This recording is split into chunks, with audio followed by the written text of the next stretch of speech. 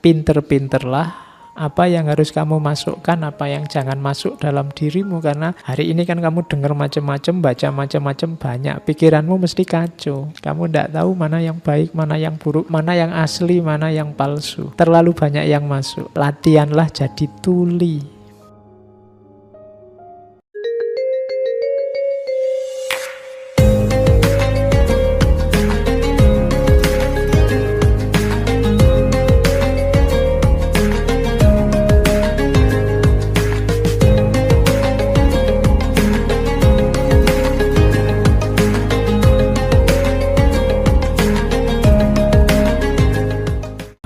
Assalamualaikum warahmatullahi wabarakatuh. Bismillah. Kita lanjutkan ngaji kita. Ada kisah terkenal sekali kalau di barat, namanya kisah katak kecil, Little Frog. Ini biasanya diceritakan ke anak-anak TK. Kalian tak anggap TK dulu sementara. Jadi satu ketika ada rombongan katak kecil.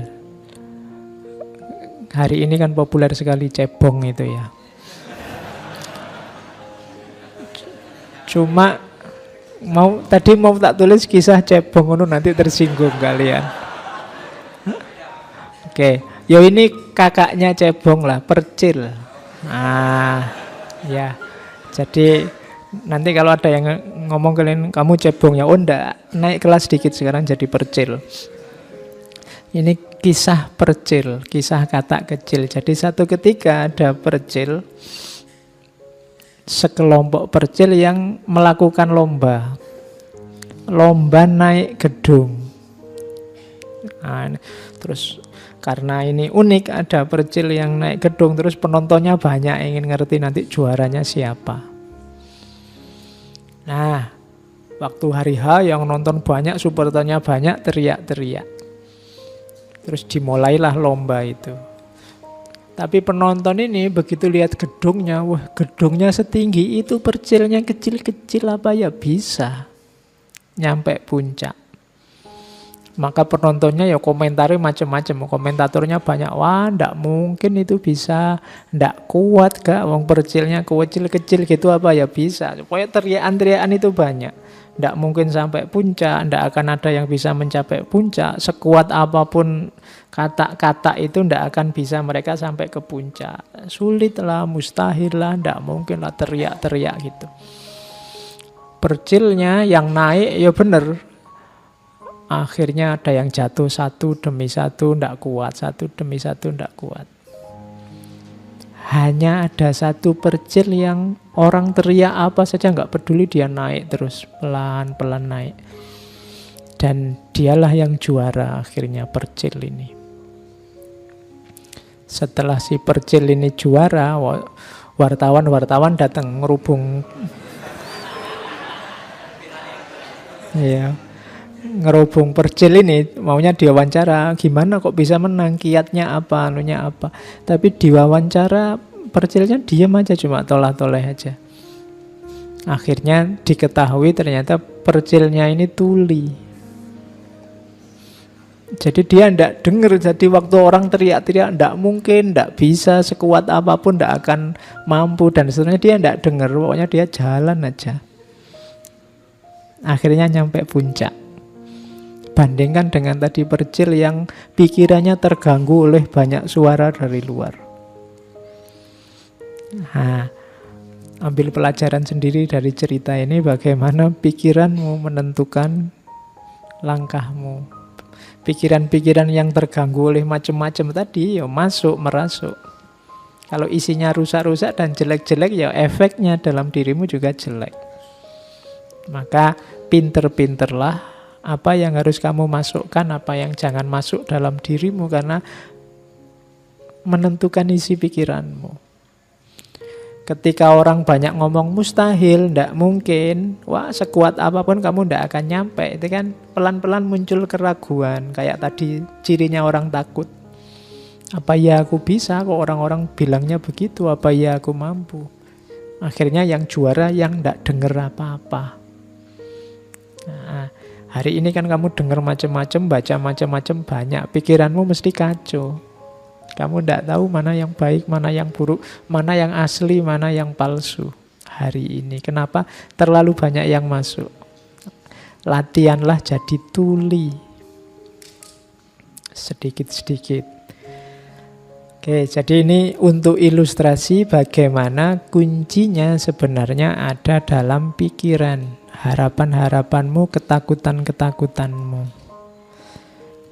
Terus, makanya menyikapi ketakutan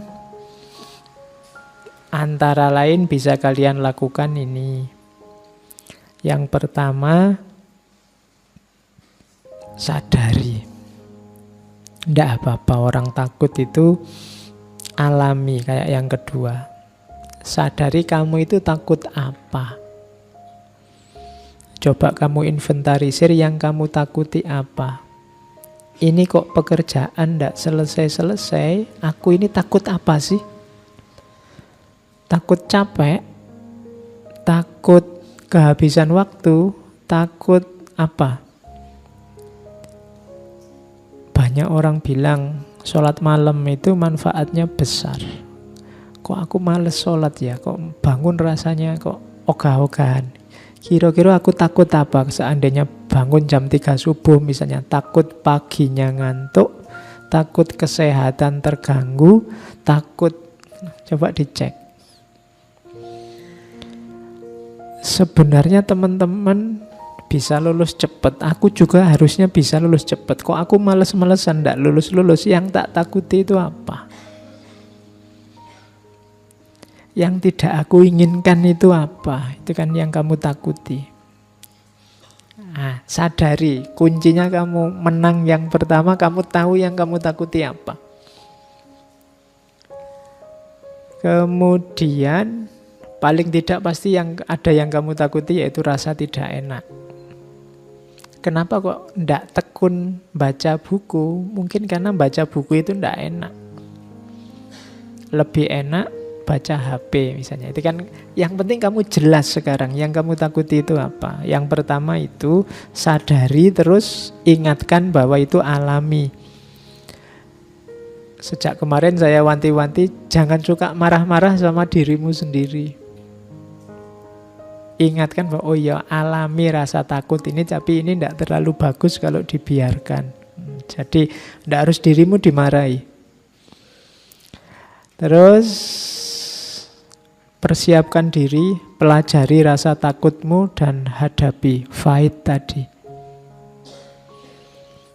Bertarunglah. Kalau memang tadi misalnya ya kamu malas bangun malam karena takut paginya ngantuk, sekarang dihadapi, disiapkan, dipelajari. Oh biar paginya tidak ngantuk tapi tetap bangun malam apa? Biar lulus cepat, suka baca buku tapi menikmati buku, tidak tersiksa karena buku apa? Itu namanya menyiapkan diri. Melawan ketakutanmu tadi. Ya mungkin baca bukunya sambil disandingi kopi. Kalau masih kurang ya ditambah gorengan, masih kurang tambah Indomie, masih kurang lagi tambah apa. Itu tadi nanti. Bacanya enak karena sandingannya oke. Oke. Kok setiap kali baca ngantuk, Pak? Oh ya kalau gitu ya tidur dulu baru baca. Ya setiap baca ngantuk lagi, Pak. Ya tidur terus. Lah ya gimana lagi, wong bisamu itu. Jadi hadapi. Oke. Ya kalau sudah dihadapi pasti kamu menang. Dan diingat-ingat jangan lakukan segala hal yang tidak alami. Tipuan-tipuan, manipulasi-manipulasi itu tidak alami. Kalau tidak alami biasanya nambah masalah. Misalnya tadi kamu tidak lulus-lulus Pak, ujian bolak-balik ikut ujian juga tidak lulus. Biar besok lulus aku tak nyontek, itu tidak alami, manipulasi. Bisa nambah masalah baru. Nembak kok ditolak, saya takut ditolak lagi Pak. Enaknya ya, poneng dukun apa ya misalnya. Itu hati-hati bisa nambah masalah lagi. Yang tidak seharusnya.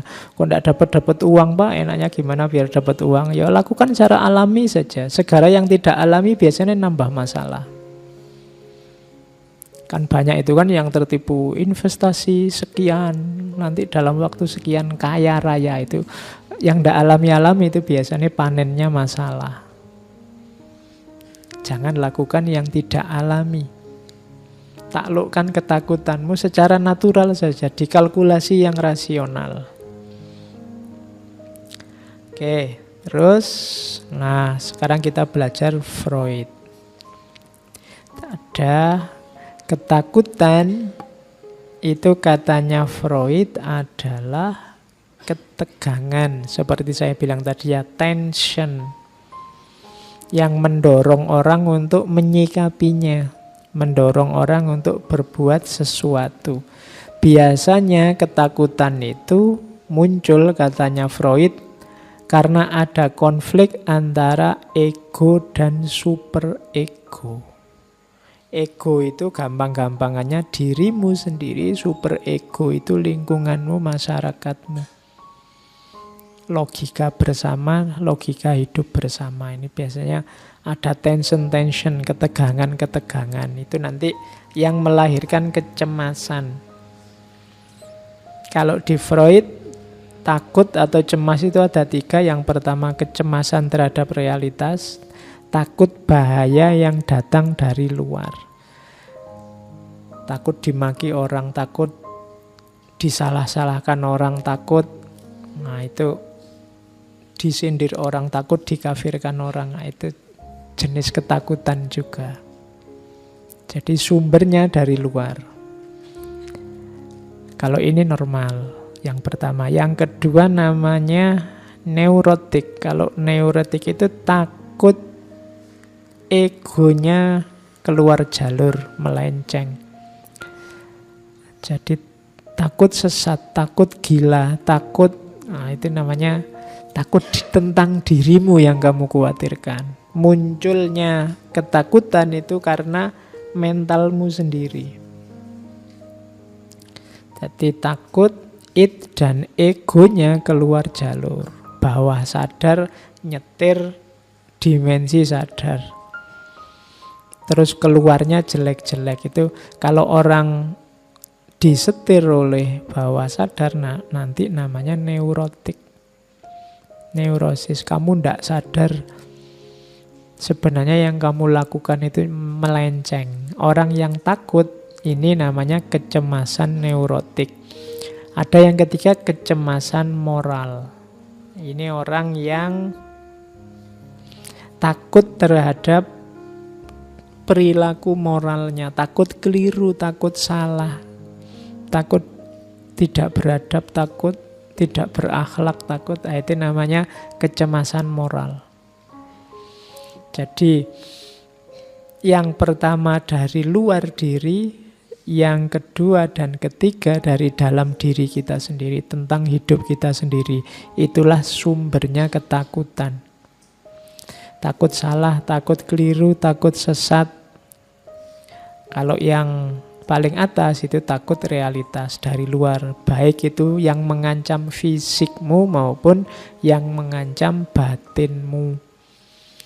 Ya, yang mengancam fisik itu takut binatang buas, takut ular, takut macan, ini kan biasa. Atau takut disalahkan orang, takut dikucilkan oleh masyarakat, takut yang sejenis itu, takut pada yang dari luar diri. Jadi itu sumbernya rasa takut. Kalau ini berlebihan, nanti takut itu melahirkan namanya defense mechanism. Mekanisme pertahanan diri. Kalau ada orang melakukan ini, itu sebenarnya dia sedang takut. Tapi melakukan sesuatu untuk mengatasi rasa sakit dari takut itu. Yang pertama, defense mekanisme itu represi. Jadi represi itu menyingkirkan ketakutan itu dari kesadaran, dari perasaan, dari pikiran. Jadi kalau ada orang begini, sudahlah lupakan saja, sudahlah nggak usah diingat lagi, sudahlah, itu namanya represi. Ketakutan itu disingkir-singkirkan. Kalau di Freud, jangan salah, ini tidak hilang loh, tapi masuk ke bawah sadarmu. Lupakanlah, cari saja yang lain. Nah, jangan dikira yang kamu lupakan itu hilang. Dia ada di bawah sadar, kadang-kadang munculnya di mimpi, kadang-kadang kalau ada momen apa kamu teringat dia lagi, kenapa dia tidak hilang, tidak mungkin bisa hilang. Hanya kamu represi saja. Kamu singkirkan, kamu tekan dia sehingga masuk ke bawah sadar. Oke, masih ingat ini? Ah, dia sudah kulupakan. Loh, dia masih bisa ngomong sudah kulupakan, berarti masih ingat. Ya, jadi cuma direpresi. Nggak mau lagi aku ngomong tentang dia, nggak mau lagi, itu direpresi namanya. Oke, itu defense mechanism yang pertama. Gaya kedua namanya reaction formation. Ini memunculkan perilaku yang berlawanan. Jadi defense mechanism, karena takut dia, misalnya kayak tadi loh, takut ketahuan kalau jatuh cinta, terus gayanya kayak ndak suka, gayanya kayak cuek. Kalau ketemu kayak gini, gayanya ndak peduli, tapi nanti diam-diam buka stalking Facebooknya, stalking itunya. Nah, itu reaction formation, menampilkan yang berbeda. Suka ndak? Ndak, ngapain suka yang kayak gitu. Nah, itu sebenarnya defense mechanism. Dianya takut terluka. Makanya menampilkan hal yang berbeda. Enak ndak makanan di situ? Ah, ndak, biasa saja. Itu kan biasanya ada yang kamu takuti, mau ngomong enak nanti dibilang geragas atau dibilang apa. Itu defense mechanism juga. Misalnya, kamu rajin ngaji filsafat. Enggak, ya kadang-kadang saja. Padahal kamu tiap Rebu di sini depan sendiri lagi. Kenapa kamu nggak terus terang bilang itu? Ada yang kamu takuti, nanti khawatir dianggap, wah santri baru nih ya, misalnya gitu. Jadi kamu tampilkan yang berbeda. Itu sebenarnya defense mechanism. Reaction formation namanya. Jadi orang untuk mengatasi rasa takutnya ditampilkan yang berbeda. Terus yang ketiga ada displacement. Kalau displacement ini menggeser objeknya pada yang lebih lemah atau lebih aman. Ya, contohnya itu tadi yang misalnya kamu menembak, wah kalau tak tembak dia bisa diterima atau enggak, takut ditolak aku, mending yang ini aja sih, lebih kualitasnya lebih rendah sedikit tapi mesti diterima mesti. Nah, itu namanya displacement. Jadi karena kamu takut ngambil yang paling tinggi, sudahlah rendah aja. Gitu loh. Ya misalnya kamu cita-cita jadi dosen ya, wah enggak, jadi guru aja. Kenapa takut? Kamu merasa enggak nyampe Pak saya kalau jadi dosen, mungkin jadi guru bisa. Itu namanya displacement. Jadi dari target 100 kamu ngambil 50 aja lah. Karena kamu takut, kamu nyari amannya saja. Nah itu namanya, kadang-kadang orang takut itu gitu. Kalau ada orang, gimana, tak kasih modal 1 miliar, enggak usah Pak, 1 juta aja. Sebenarnya dia takut, ada ketakutan. Oke, itu namanya displacement. Defense mechanism, dia takut sakit, takut jatuh, takut kalah, takut salah. Yang ketiga ini yang orang sering menyebutnya comfort zone, fiksasi. Milih pada stage yang nyaman saja. Kok kamu jomblo terus? Enggak apa-apa, Kak, lebih tentram. Enggak usah mikir macam-macam, itu namanya zona nyaman. Mbok kamu S2, enggak usah lah Pak, cukup ini saja. Wong ya enggak terlalu penting, kadang-kadang itu zona nyaman. Mbok keluar negeri, kamu kan lumayan bisa Inggris dikit-dikit, enggak usah lah Pak, cukup di Indonesia saja. Itu orang milih zona nyaman, takut keluar dari sarangnya. Itu namanya fiksasi. Ini juga defense mechanism. Dia enggak mau jatuh, enggak mau sakit, enggak mau lelah, enggak mau capek. Namanya fiksasi. Ada yang malah ndak fiksasi tapi ke belakang, namanya regresi. Regresi itu malah mundur. Saya kayak kemarin-kemarin aja lah, jangan yang sekarang terlalu berat. Nah, itu namanya regresi, ingin mundur. Seperti kemarin saja lah Pak, seperti biasanya yang dulu saja lah Pak itu. Padahal sekarang harusnya sudah lebih dari itu, tapi kamu malah ingin mundur. Itu namanya defense mechanism juga. Kamu takut menerima tantangan. Terus masih ada lagi namanya proyeksi. Proyeksi itu mengatributkan apa yang dirasakan pada orang lain. Di situ tak kasih contoh, misalnya tertarik pada perempuan, jangan-jangan dia yang ngebet, tapi terus biar dia takut dianggap terlalu genit, malah dibalik perempuannya yang dianggap genit. Oh, dasar perempuan penggoda. Padahal dianya sendiri yang tergoda. Biar tidak kelihatan dia yang tergoda, terus dia ngomongnya dasar perempuan penggoda. Itu namanya proyeksi. Gitu loh. Sebenarnya dia takut dianggap anak soleh, anak alim, ikut ngaji di masjid. Sebelum digituin, dia ngomentari temannya dulu. Wah, sekarang kamu anak soleh nih.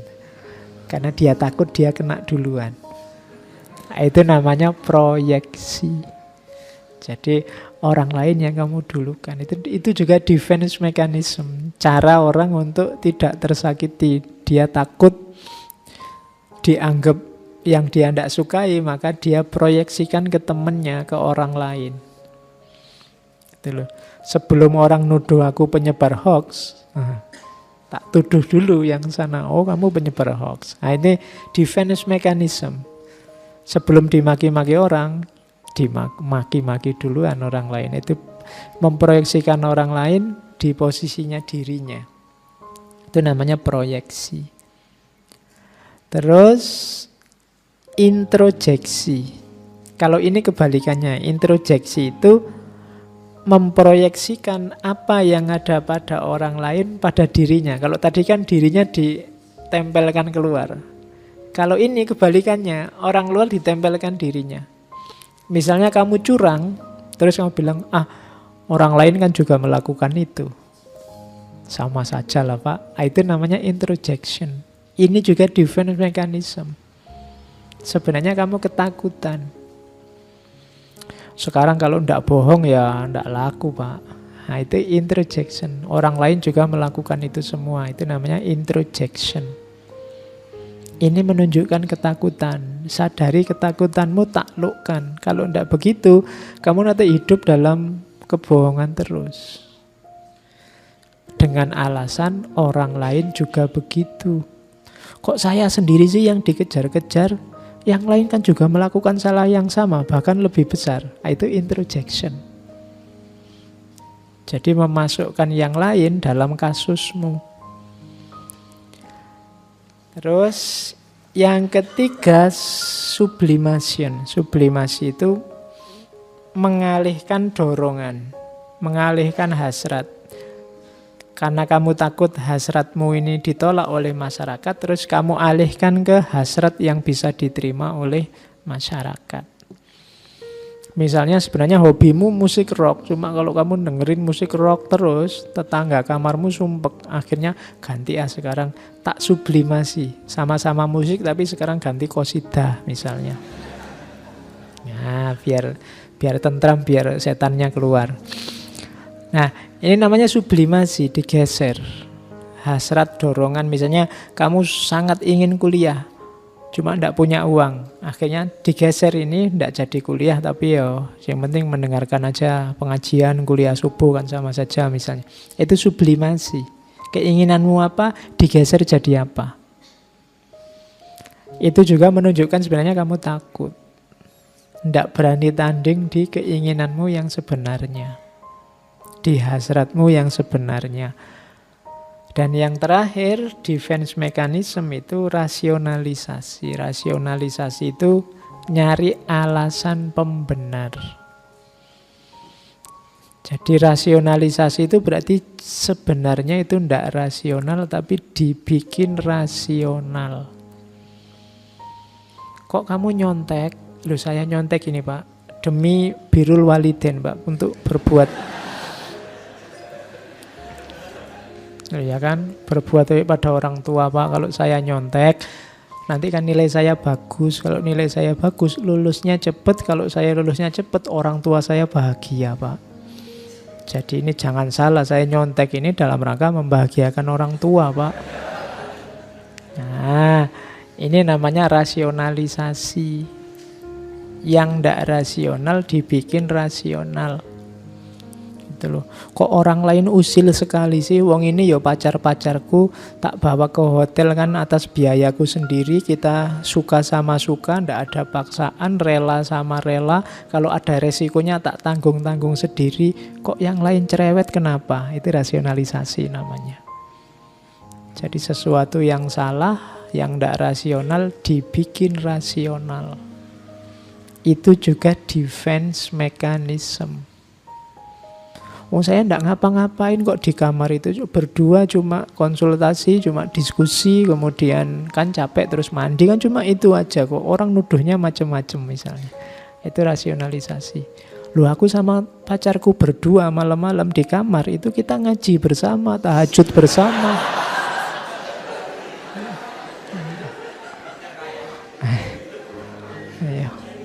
Orang aja pikirannya aneh-aneh, itu rasionalisasi. Suudzon aja orang-orang itu.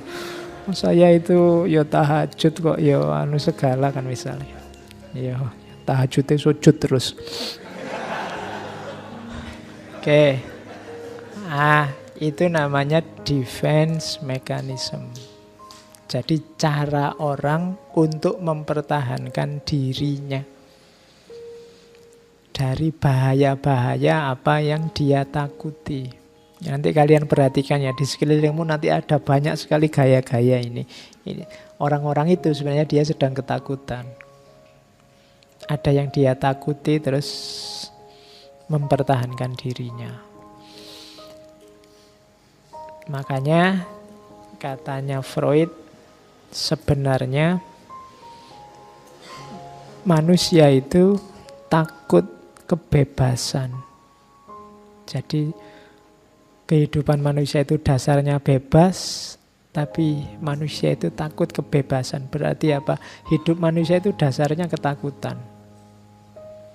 Sebab kenapa kok orang itu takut bebas? Kebebasan itu mengandung efek tanggung jawab. Dan sebagian besar orang takut dengan tanggung jawab. Seneng-seneng ya, tapi tanggung jawab enggak. Bebas boleh, tapi kalau bebas plus tanggung jawab nanti dulu.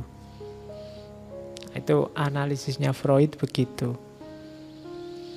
Jadi kalau bebas itu full, enggak ada tanggung jawabnya, semua orang mau. Yang bikin bebas itu enggak disukai orang, ditakuti orang, karena bebas itu mengandung tanggung jawab.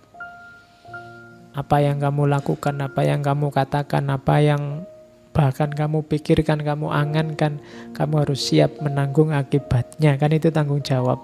Dan manusia biasanya tidak suka yang ini. Bebasnya mau, tanggung jawabnya tidak. Akhirnya dia takut sama kebebasan karena kebebasan mengandung tanggung jawab.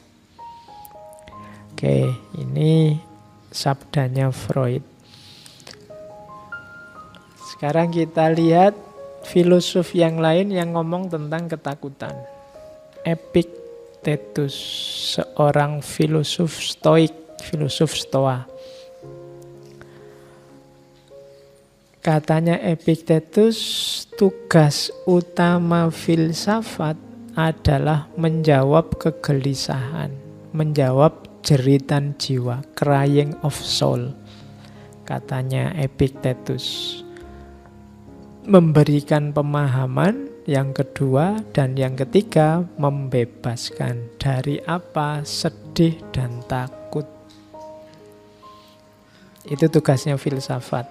Jadi kalian belajar filsafat itu harusnya jiwamu tenang, akalmu tenang karena faham, hidupmu juga tenang karena bebas dari sedih dan takut. Harusnya begitu katanya Epik. Kenapa ilmumu tambah banyak sekarang? Karena ketakutan tadi kan kuncinya ada di pikiran, kemudian sumbernya ilmu yang setengah-setengah. Karena filsafat ini puncaknya ilmu, harusnya semakin orang tinggi ilmunya, filsafatnya, semakin dia bebas dari kesedihan dan ketakutan. Filsafat juga nanti di penjelasannya Epictetus bisa menunjukkan mana ketakutan-ketakutan yang alamiah dan mana yang ketakutan yang tidak alami.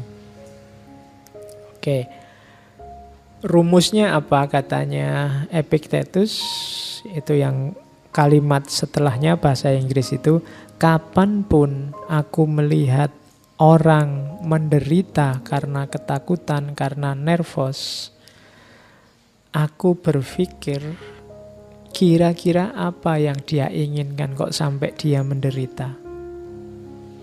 Penderitaan itu muncul dari mana? If he had not said, andai saja dia tidak menetapkan tujuannya pada hal-hal yang tidak terkontrol oleh dirinya, maka ketakutannya, kegugupannya akan lenyap.